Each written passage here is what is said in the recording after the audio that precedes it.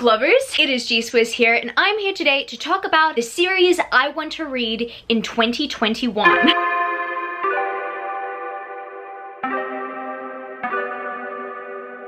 First of all, I think you guys might have noticed something a little bit different, and yes, that is my lighting. I officially got a ring light for my Christmas gift. I was really excited to receive it in the mail. I'm very satisfied with it. If you guys don't know, my previous lighting stand was a floodlight. If any of you in Australia are interested in the ring light product that I received for Christmas, I will link that down in the description, or you can check it out and you can see if it's right for you. I'm going to adjust this. Getting back to the video, so this is probably my first 7 on Sunday in a while. In fact, there aren't really 7 books on this list, but the reason why is because I've been poor at managing my time within these last 2 months. I do have to admit. That's not even just coming with filming, but that's also with editing. I'm trying to get back onto that to do all the prompts that I set up for everybody every week, so I apologize if a lot of you guys might be thinking that I am slacking off. I'm not trying to avoid 7 on Sunday. I actually really want to do these topics. It's just sometimes I miss out on doing them due to the lack of time that I have. And I was really excited about this topic because if you guys don't know, I really love completing series. Like completing series during a year, that is something that I always aim towards. That's what I strive towards. So in this video, I want to give myself those kind of goals with the series that I'm going to be talking about. And I'm going to be doing a separate one for manga. That 7 on Sunday is coming up if you guys are interested in that one. But today I'm going to exclude those from this video as I want to keep that separate because there are a good chunky amount of manga that I want to get through. But these are some young adult / science fiction fantasy series that I want to get into this year. So without further ado, let's get started. The first one I mention is going to be a reread. I really want to reread the Daughter of Smoke and Bone trilogy by Laini Taylor. The reason why I want to reread this is because I barely remember anything about it. I know that a bunch of people don't necessarily like how the series continues from the first book, but I do remember enjoying the first book, and I do kind of want to see how the rest of the books go because I totally almost forgot almost everything about it. And I literally have no excuse. I have 2 sets of this trilogy right now because I bought the new US paperbacks because they were fluorescent and they were gorgeous, but also I literally purchased the audiobooks from Audible. I thought to myself, well, I want to reread it, so may as well purchase the audiobooks, right? So yeah,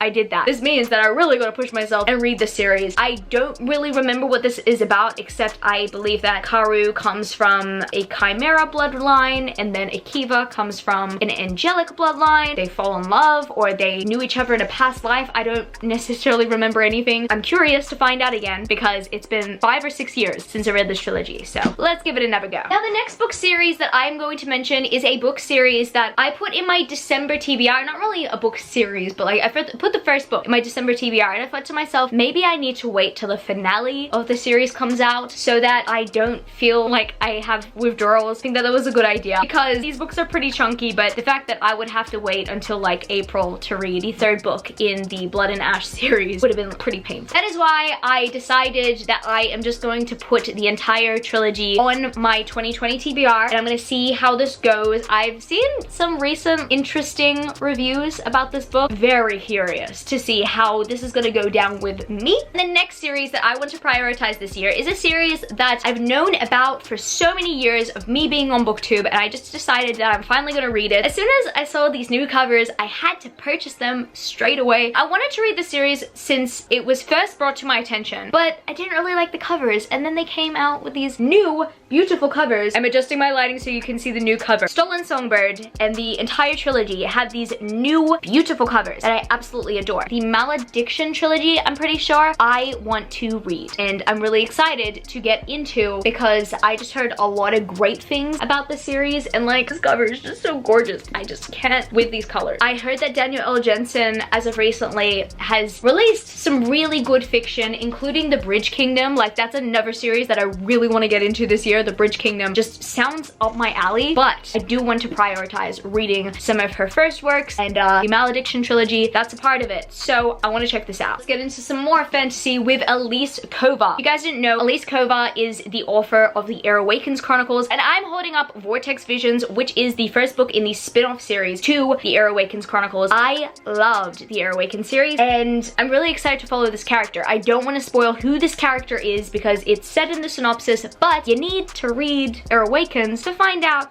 who this specific character is and who they are related to, but I'm really excited to follow them and their adventures and what happens, especially after what happens in the Air Awakened series. Honestly, I am so looking forward to the series. And there's another book series that I want to read by Elise Kova, and that is The Alchemist of Loom, or the Loom Saga. I want to read this trilogy so bad. I remember this probably being the first series that I ever heard about from Elise Kova. That was kind of like initially what drew me to them, but I never really read any of the Alchemist of Loom series. I just got into Air Awakens. That's when I was fully convinced on liking Elise Kova's writing. Also, I just have to mention this. Elise Kova has some really cool things underneath her dust jackets. And the Loom Saga themselves kind of have like this, I don't know, bonded leather kind of look underneath the dust jacket, and they just look really cool. I love them on my shelf. Pretty sure they're gonna be good inside too, so I'm looking forward to reading them. The next book series that I'm going to bring up is a book series that I have been putting off for years. It really has to happen. I literally have no excuse now because I own the audiobooks of the Talon Saga. If I'm intimidated by picking these books up and reading them, I can at least listen to the audiobook and see how that goes. I think the reason why I'm intimidated by this is because I want to do a series binge read vlog reading them, and I've just been putting it off for so long, ever since the Remnant Chronicles vlog, because I was so ready to read and binge read this series in front of you guys. You know, a Twitter poll voted for the Remnant Chronicles to be the series that I binge read in front of you guys first, and that completely turned me off of binge reading because I ended up really breaking my heart with that series. So I'm hoping that with the Talon Saga, it's not necessarily the same thing, but I have to have more faith in Julie Kagawa because I read the Shadow of the Fox trilogy and I absolutely loved it. So let's see how we go with the Talon Saga. And the next trilogy that I want to read is a trilogy that tends to get compared to the Daughter of Smoke and Bone trilogy a lot, because apparently it has a similar premise, and also it never really left the Daughter of Smoke and Bone's shadow. It's always stayed in its shadow for some reason. I've never really seen too many people talk about The Girl at Midnight by Melissa Gray, and I want to finally read the series. I think I put off purchasing the series for a very long time, and then I decided with my birthday money that I was going to purchase the hardbacks, and I'm so happy that I did because they are gorgeous. And I think that these hardbacks are actually going to be going out of print because some of them are really hard to purchase, but I didn't want to pass the opportunity up because these books are gorgeous and I do want to read them. I just like fantasy, so this is a good excuse to get into more dark fantasy. So I did mention the Remnant Chronicles earlier and how that really broke my heart. Well, I'm gonna try Mary E. Pearson again.